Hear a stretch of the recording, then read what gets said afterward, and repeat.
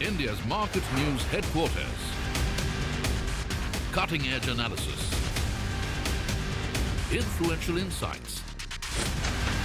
Market-moving intelligence. Broadcasting live from the CNBC TV18 Motilal Oswal studios in Mumbai.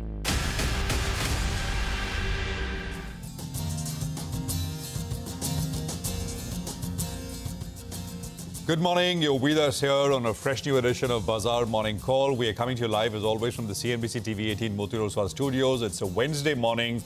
There is the global stuff which is looking much better. Plus, there is a lot of local stuff which I think you and I will be happy about. So it's not a bad-looking day, at least right now, 8 o'clock in the morning. I'm Prashant. With me, my colleagues Nigel and Surabhi is with us today. Guys, hi, morning. Hi, morning, guys. I was just looking at the Japanese market as we started off. I think that market started moving like a small cap stock in India. From down 2% in the morning to 0.5% lower. Now it's surging 2.5%. I think we've got our hands full again. Well, the comments coming in from the Bank of Japan spokespeople, well, that's soothing the nerves of the Asian market. So that's good to see, because when we woke up earlier today, the first tick was down 2.5% odd. Yeah. And that market's moved into the green. So I think that market and Surabhi both in the green. Let's hope by the end of today, we manage some green on the screen. It's a powerful combination. So I'd like to believe. But, the comments coming in from Bank of Japan with regards to the fact that there will be no rate hikes, right? I mean, this is not the appropriate time for rate increases. I think, and we were talking about this on Monday morning. I mean, after that kind of market mayhem, to expect the Bank of Japan to do what it is, what it said it will do in the last meeting, I mean, that plan was dead in the water. And I think that is sort of coming through. So the yen is cooling off, and I think that's very good news. But let's start with, the global markets, right? And the setup as we see it. So some stability is returning to markets, global markets. That's point number one. And I think you could see it across asset classes. You can see it in equities, bond yields. You could look at the dollar, which has been stabilizing a little bit, and of course the USD, JPY, the yen. Markets actually were looking pretty good than what they finally closed with, because they gave up 50% of the gains into close. The final close, 1% of the S&P, Nasdaq 1, the Russell 2000 ending about 1% higher. But the good news is about almost 78% of the 500 S&P stocks ended higher, ended in the green. And I think that is important, that it's not just the 7-8 large mega cap stocks which turned around and pulled the market up 1%. About 80% of the market was in the green. So it was broad-based, and I think that bodes well. Bond yields were higher across the curve, and why not? So we'd seen 3, 4, 5 sigma moves, especially on that Friday when we came back this week. But the 10-year has risen about 11 basis points last night to about 3.9%. So the ISM data has come through. The next on the sort of docket will be the retail sales data. Earnings are coming through, and I just want to put out what the Uber management sort of told the market, and this is what they said: we are not seeing any softness or trading down across any income cohort.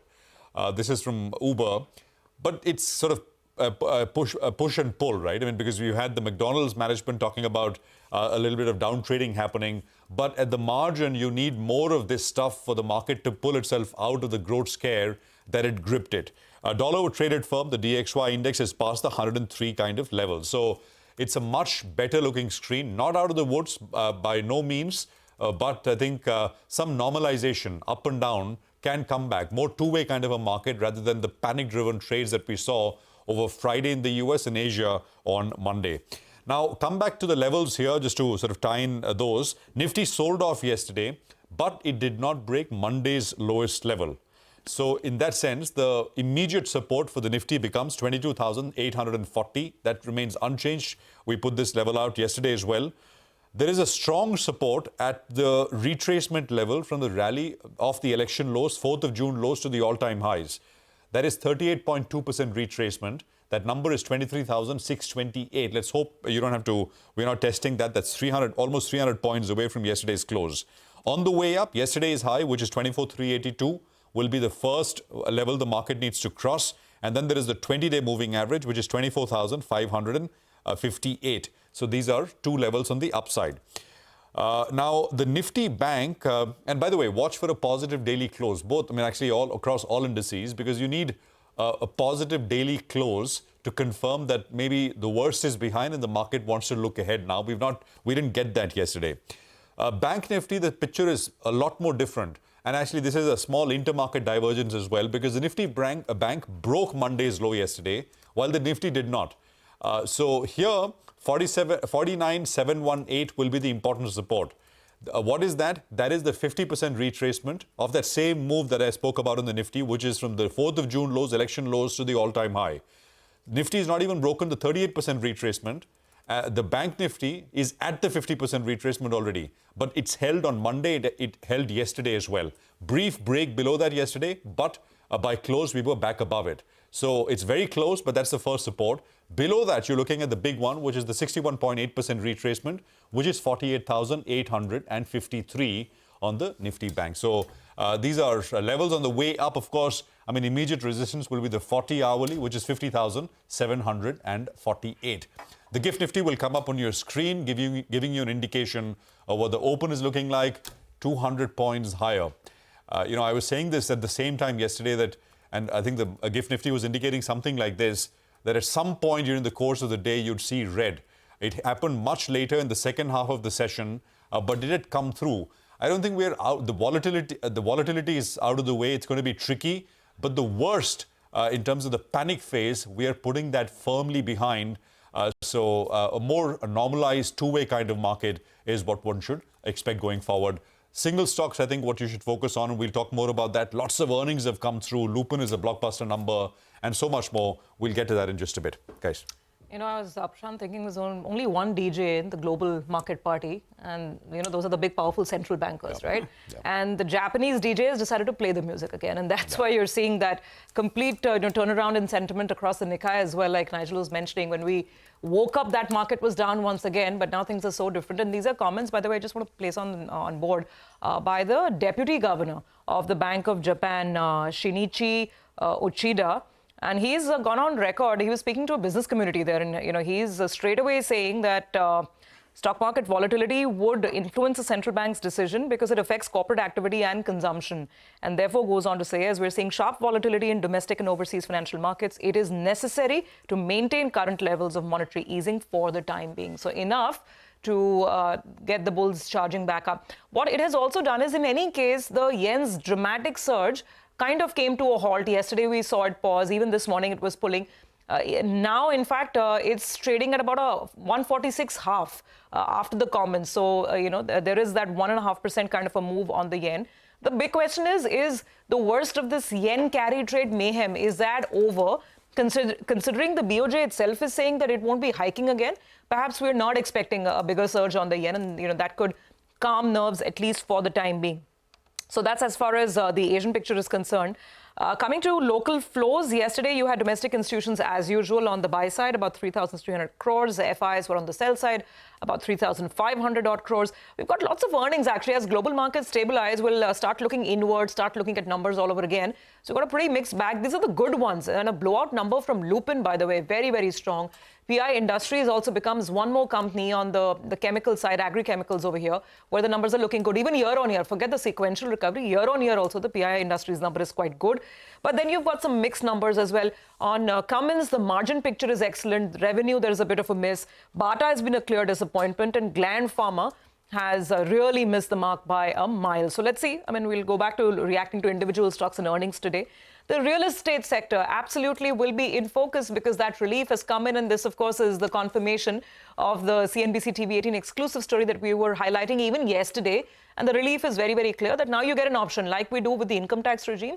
If the house has been purchased before the 23rd of July, the date the budget announcement was made, you can choose whether you want to be in the old regime, 20% with indexation, or in the new regime, which is 12.5% without indexation, with the holding period being 2 years. So that could, maybe spark up some excitement in life in real estate stocks today, Nigel. Well, that's right. The GIFT Nifty suggesting a green start, so we'll have to build on to gains in today's session. Well, just to take a quick word on yesterday's trading session, it was a disappointing one because we had an equally good start, but by the end of it, well, the Nifty ended in the red. But one positive was, in yesterday's trading session, we made a higher high and also we made a higher low. And that's something that, I'll take away. You want to continue in this manner, make higher highs on a day-to-day basis, and the lows as well need to be higher. So let's see how that goes. In terms of the F&O action, well, in yesterday's trading session on the futures, well, there was some unwind unwinding of positions on the Nifty. That's why we saw open interest that was down close to around 8%. While on the Nifty Bank, there were some mild shorts that were getting added to the system. And the Nifty Bank has seen a one-way correction. So maybe, in fact, in the near term, that could be a bit of a short covering bounce that could play out on that one.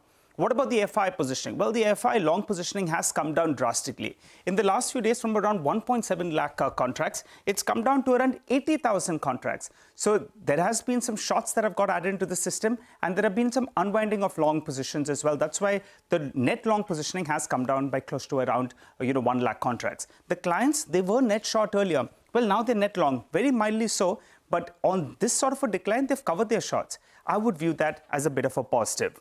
Moving to the options data, well, the PCR continues to hover at the lower end of the band at around 0.7 odd. In the past, I've seen it move to around 0.65 as well, but at around 0.7 odd, well, it's closer to the bottom end of the range. That's because the call writing has been very severe.